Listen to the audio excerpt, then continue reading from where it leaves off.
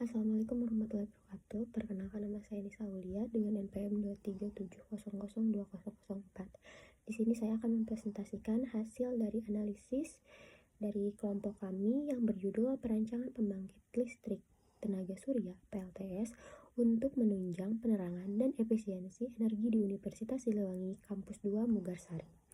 Untuk selanjutnya yaitu ada di latar belakang. Di sini saya sudah merangkum beberapa dari isi latar belakang tersebut, yaitu yang pertama, kebutuhan listrik kampus terus meningkat. Yang kedua, ketergantungan terhadap listrik PLN cukup tinggi. Yang ketiga, Indonesia memiliki potensi energi surya besar. Yang keempat, PLTS dapat menjadi solusi energi ramah tamah lingkungan.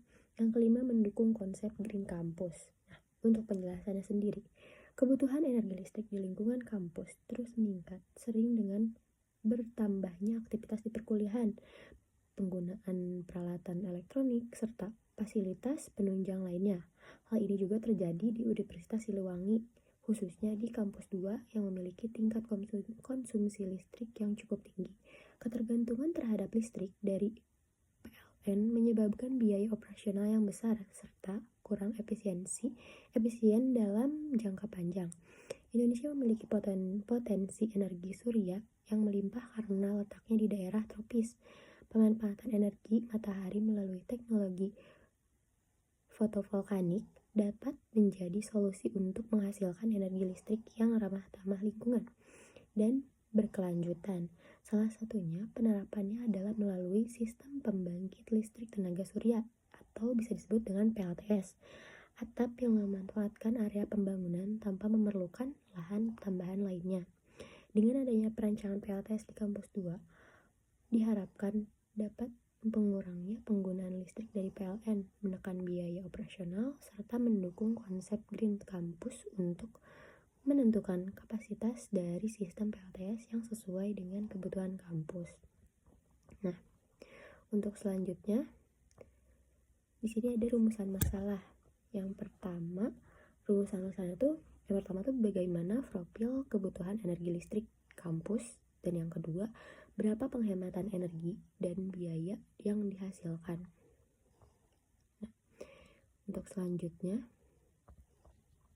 ada di tujuan penelitian. Yang pertama, tujuan penelitian itu mengidentifikasi potensi energi matahari.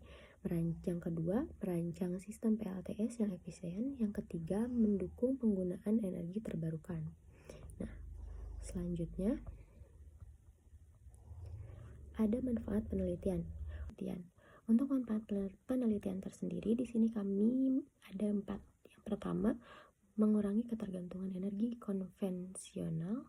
Yang kedua, mendukung efisiensi energi listrik.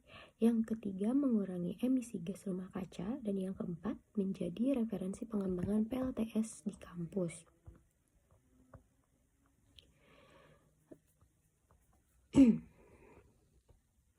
Untuk manfaat penelitian sendiri, untuk penjelasannya itu yang pertama, memberikan gambaran dan acuan dalam perencanaan serta penerapan sistem PLTS untuk meningkatkan efisiensi menggunakan energi listrik dan mengurangi ketergantungan pada sumber energi konvensional, dan mendukung pemanfaatan energi bersih dan ramah lingkungan serta kontribusi dalam upaya pengurangan emisi gas rumah kaca. Nah, untuk selanjutnya ada di landasan teori PLTS. Yang pertama, di sini saya ada PLTS mengubah energi matahari menjadi listrik.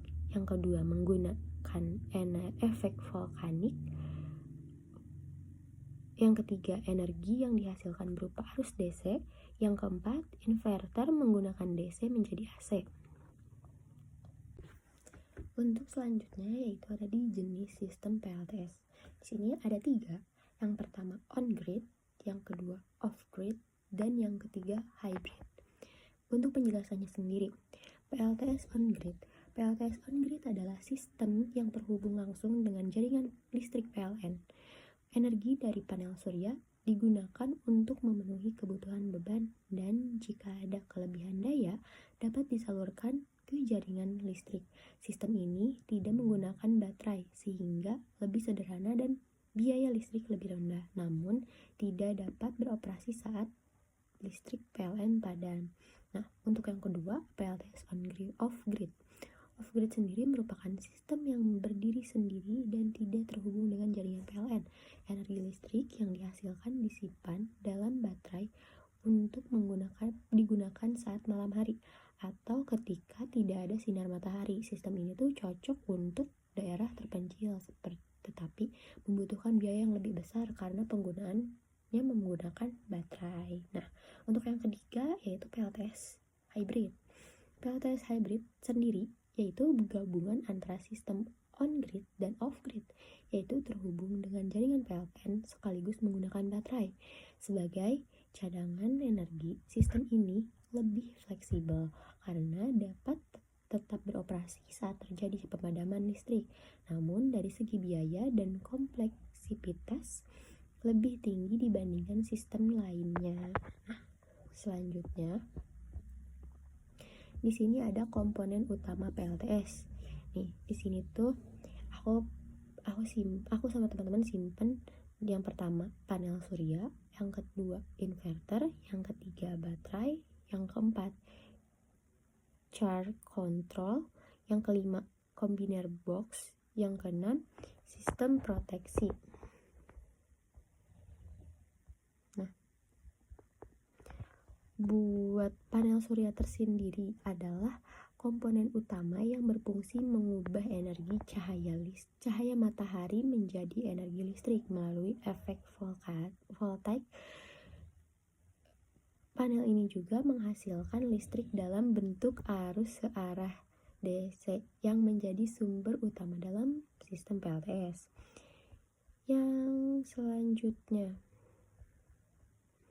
baterai digunakan untuk menyimpan energi listrik yang dihasilkan panel surya agar dapat digunakan saat malam hari atau ketika tidak ada sinar matahari.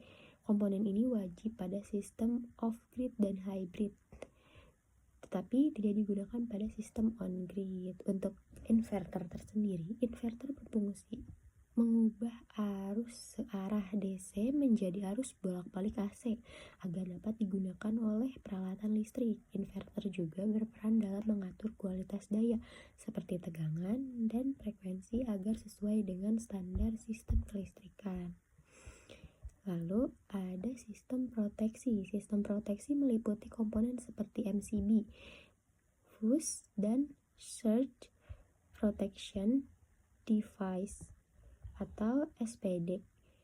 Fungsinya adalah untuk melindungi sistem dari gangguan seperti hubung singkat, arus lebih, dan lonjakan tegangan akibat petir atau gangguan jaringan. Nah, untuk penjelasan mungkin segitu. Kita lanjut ke metode penelitian. Di sini metode penelitian yang kita ambil yaitu studi literatur, observasi lapangan, pengumpulan data radiasi matahari, dan analisis kebutuhan listrik. Nah, untuk lokasinya tersendiri, kita mengambil lokasi di Kampus 2 Universitas Siliwangi, Mugarsari, Kota Tasikmalaya. Kenapa kita ngambil? Karena di Kampus 2 itu memiliki potensi radiasi matahari 4,5 sampai 5,0 kWh per hari. Untuk hasil dari wawancara kita sendiri, yang pertama, konsumsi listrik kampus cukup tinggi, masih bergantung pada PLN. PLTS berpotensi menjadi sumber energi pendukung dan cocok diterapkan pada ruang kelas dan area umum. Untuk hasil simulasi sendiri, simulasi PLTS, kapasitas sistem 228 kWp, produksi energi 293 mWh per tahun. Untuk performance rasio 73,3%,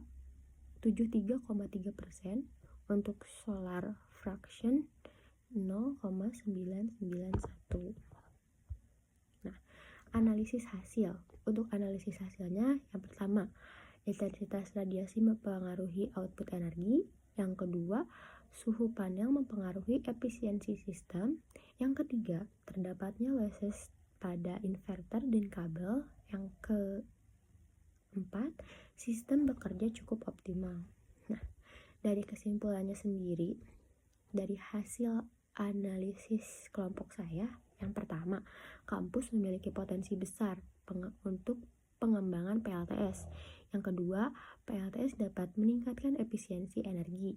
Yang ketiga, mendukung penggunaan energi terbarukan. Dan yang terakhir, layak dikembangkan sebagai Green Campus. Mungkin sekian dari penjelasan saya tutup. Mohon maaf bila ada salah kata. Wabillahi taufiq wal hidayah. Wassalamualaikum warahmatullahi wabarakatuh.